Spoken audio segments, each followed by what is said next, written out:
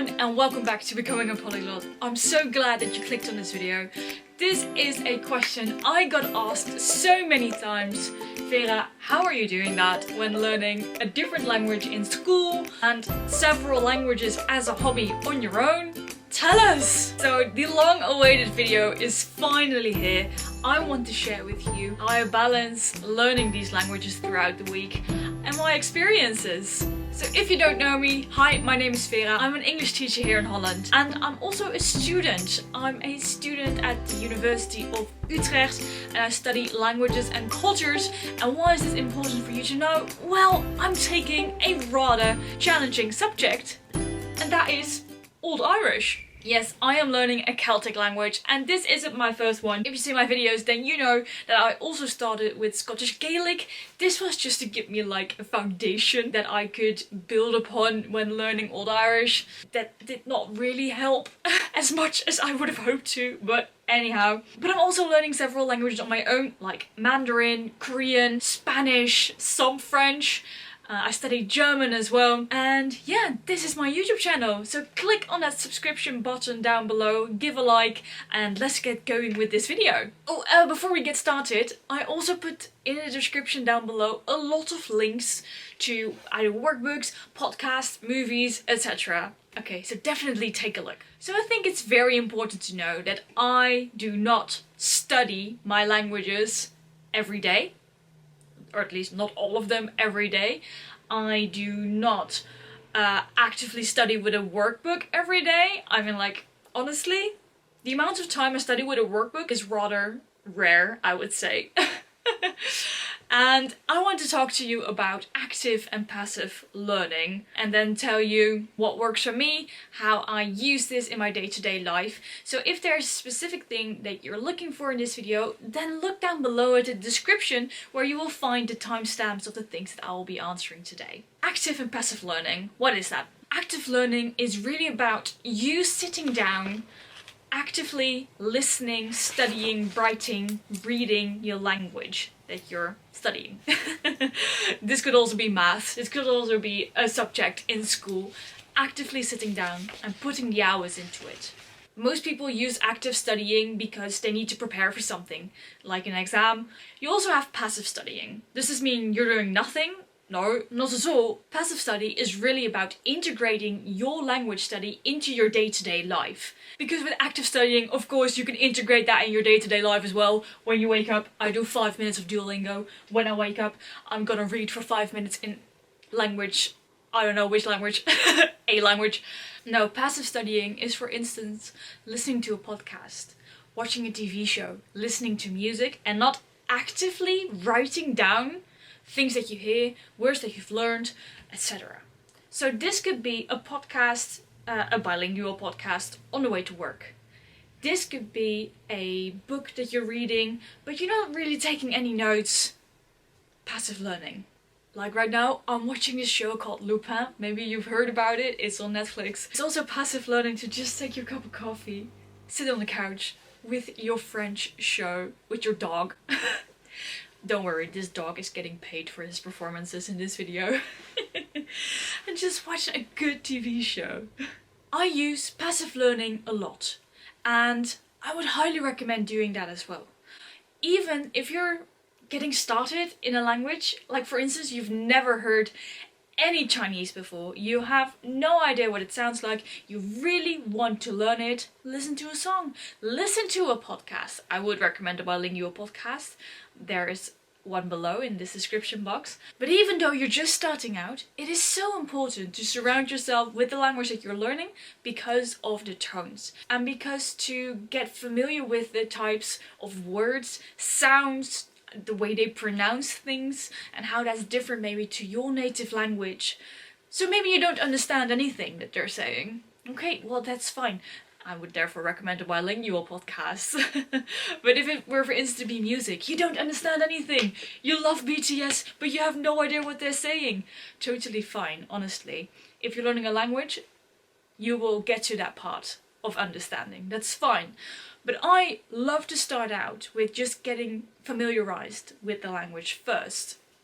And this is what I do most often, also to keep my language progress up to date.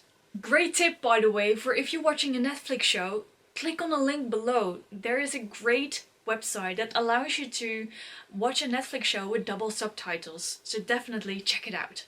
However, if you have like a specific goal to reach, maybe you have a big test coming up in school, then I would say some active studying should be involved in your lesson plan. Sorry, that's my mail. So check out different study resources, because of course, if you listen to a podcast, that doesn't mean it has to be a passive form of studying. No, you're listening to your podcast, you think, oh, hey, I don't know this word, write it down. You're watching your favorite TV show with your favorite Korean K-drama characters, and you hear a new word or a new phrase, better even to learn words in context. Write it down. Get yourself a notebook that you always have in your bag or just on your desk, so you can just take that notebook out anytime you're doing some studying and just write down those sentences. Make yourself a little dictionary, basically, your own little dictionary of your language progress and your language journey. It's also great to look back upon to see what you have learned so far. I would also say this makes active learning more fun, because active learning doesn't solely mean here's your workbook and good luck. No, of course not, because everyone rather watches a TV show. And yes, is it maybe more efficient to go with your workbook? Yeah, maybe so. If you have the time, then definitely make sure that you have a mixture of active and passive learning. This is also why I bought the Learn Korean with BTS workbooks, to make my active study sessions more fun with BTS. I mean, who doesn't want to learn a language with BTS? Okay, maybe like a lot of you don't want to do that, but I would love to. I also received this amazing book from Total Languages, and they talk about learning Korean in a really fun way. Conventional phrases used by K characters you already know, simple and really usable. Okay, so how can you decide? What should I do? Active, passive? Tell us. Take into account whether you're actually able to learn a language both actively and passively. Because with learning Old Irish right now, the only thing I can do is active studying. I mean, I can't just turn on a song from Old Irish. I can't just, I can grab a book in Old Irish, but where's my dictionary?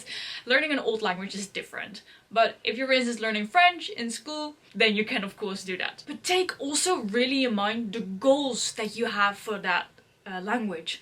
Do you, for instance, have a test coming up? I've said that multiple times, but or are you just studying because you're going abroad next year with a family holiday trip to France, for instance, and it's not really mandatory for you to know French, but you would love to be able to speak something? Okay, then you can mix a bit of passive studying along with the active one. As long as you get familiarized with good phrases, with the sounds in French, I would highly recommend the Coffee Break Languages podcast. It's completely free and the link is down below. They have multiple podcasts for each and every language, so definitely check them out. What did I do? Let's get down to it. When I was studying for the HSK exams, the Chinese HSK exams, I would, actively study around 5 to 6 hours per week. It's not much. Not at all, but it's okay because my time frame was rather long. I tailored it to my needs, and I didn't need to do it in 2 months. I had a year, so that's totally fine. Actually, I took the test after half a year, I think. Yeah, half a year. Okay, anyhow, it's not the point. 5 to 6 hours active studying with a workbook, with a notebook. Most of all, I have my Chinese notebook, and really trying to understand the characters and the vocabulary. The other time I spent listening to Chinese podcasts and Chinese songs.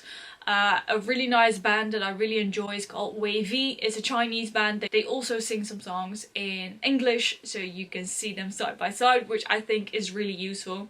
And there are great YouTube channels out there who especially create videos according to your HSK level. So that was just great to learn new vocab with, and you know that's the vocab that you need to know for the exam as well. I also learn a lot about the culture of a certain country that I'm learning the language of. Now with Old Irish, I see how important it is that you know the culture as well. I have never before needed to translate anything about a charioteer jumping over a tree that has Ogham writing into it, when I was translating that sentence, I was like, what is going on here? I had never read anything remotely in the context of medieval Ireland, charioteers, warriors and druids, and those were the exact vocabulary that I needed to know in order to translate properly. So yeah, familiarize yourself with the culture. I would highly recommend it. I mean, active studying can also be short, right? You don't need to spend 5 hours a day on active studying, not at all. Really short studying is fine too, and I highly recommend buying one of these books. Like I said before, Coffee Break Languages is a great platform, and they also now sell these amazing books. 50 coffee breaks in any language, and I have the one in Spanish. Just last October they announced 2 more books, 2 more languages to the list. As this book really caters to your needs. Do you have 5 minutes? Okay. Do you have 10 minutes, 15 minutes, 30 minutes? This book is there to help you out. More importantly, I'm a huge advocate of learning passively. That's the thing I do. I listen to an English podcast every day to keep my English level up. The topics that I listen to are a broad range, and I've mentioned them down below, from history to just the news, to literature, to anything. And so that is how I stay in touch with my languages. So maybe I disappoint you now in saying that I actively study with my workbook and language every day, obtain my level of language every day like that, but it's not the case. And also because I don't need to for my language goals.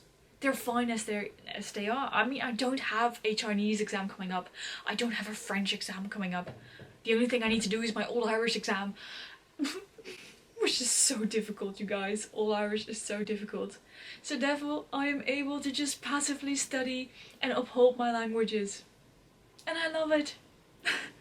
So to conclude, what to do with your language progress, with your language planning. Really prioritize your languages. That's what I'm doing. That's how I stay in touch with these languages as well. Just keep in mind, what is your priority right now? What is it that you need to do? And then you can decide how you're going to do it.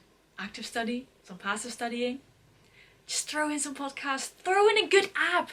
I totally forgot to mention apps, of course, as well. I've listed a couple of them down below too, so you can check them out. I want to thank you all for watching this video, and if you have any questions, do let me know, leave a comment down below. I really appreciate you taking the time to watch my videos and commenting. I really enjoy reading your stories as well, so thank you very much. If you have any questions or any requests for videos, do let me know, and maybe I'll make a part 2. That's also fine. Let me know what you guys want to see, and I'll take it into account. Okay, thank you so much for watching. Subscribe, like, comment, you know what to do. Bye bye.